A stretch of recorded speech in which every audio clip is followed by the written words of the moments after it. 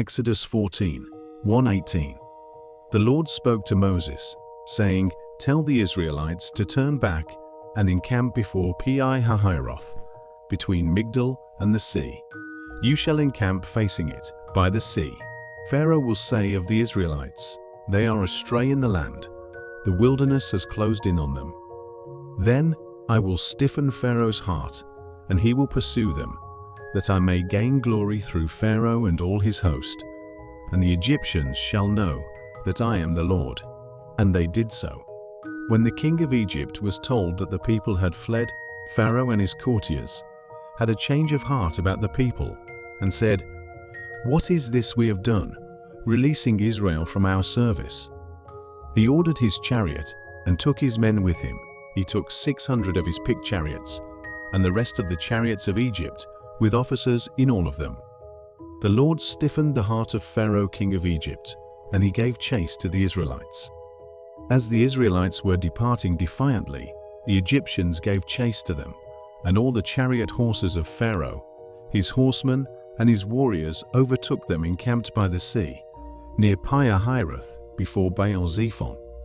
As Pharaoh drew near, the Israelites caught sight of the Egyptians advancing upon them. Greatly frightened, the Israelites cried out to the Lord. And they said to Moses, "Was it for want of graves in Egypt that you brought us to die in the wilderness? What have you done to us, taking us out of Egypt? Is this not the very thing we told you in Egypt, saying, 'Let us be, and we will serve the Egyptians, for it is better for us to serve the Egyptians than to die in the wilderness?'" But Moses said to the people, "Have no fear. Stand by and witness the deliverance which the Lord will work for you today. For the Egyptians whom you see today, you will never see again. The Lord will battle for you. You hold your peace." Then the Lord said to Moses, "Why do you cry out to me? Tell the Israelites to go forward. And you lift up your rod and hold out your arm over the sea and split it, so that the Israelites may march into the sea on dry ground. And I will stiffen the hearts of the Egyptians, so that they go in after them, and I will gain glory through Pharaoh and all his warriors, his chariots and his horsemen. Let the Egyptians know that I am the Lord, when I gain glory through Pharaoh, his chariots and his horsemen." Psalm 78:44-51. He turned their rivers to blood, so they could not drink from their streams. He sent swarms of flies that devoured them, and frogs that destroyed them. He gave their crops to the caterpillar, the fruit of their labor to the locust. He killed their vines with hail, and their sycamore trees with frost. He delivered their cattle to the hail, their livestock to bolts of lightning. He inflicted his burning anger upon them, wrath, indignation, and distress, a company of destroying angels. He cleared a path for his anger. He did not spare them from death, but gave their lives over to the plague. He struck down all the firstborn in Egypt, the first fruits of their vigor in the tents of Ham. Proverbs 30:11-14. There is a kind of man who curses his father and does not bless his mother. There is a kind who is pure in his own eyes, yet is not washed from his filthiness. There is a kind, oh, how lofty are his eyes, and his eyelids are raised in arrogance. There is a kind of man whose teeth are like swords and his jaw teeth like knives, to devour the afflicted from the earth and the needy from among men. Luke 22:55-62. After they had kindled a fire in the middle of the courtyard and had sat down together, Peter was sitting among them.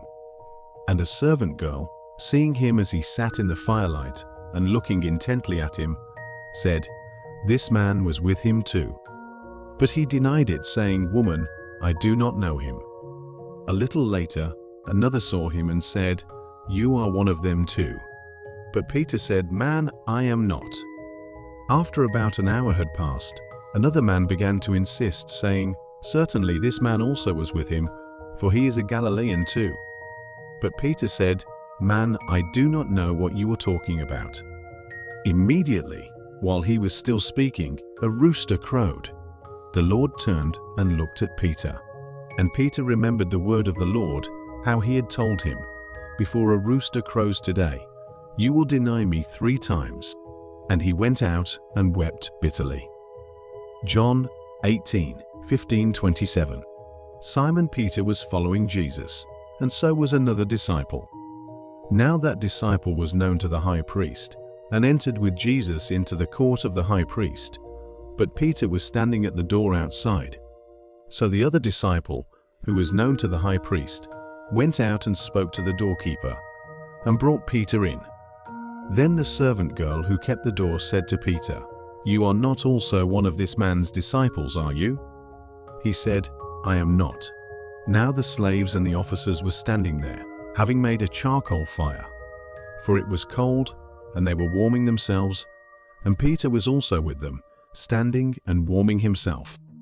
The high priest then questioned Jesus about his disciples and about his teaching.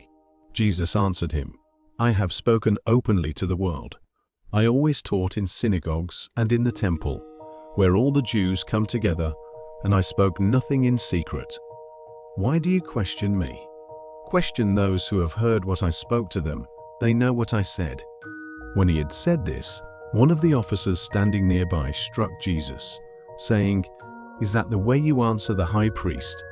Jesus answered him, "If I have spoken wrongly, testify of the wrong. But if rightly, why do you strike me?"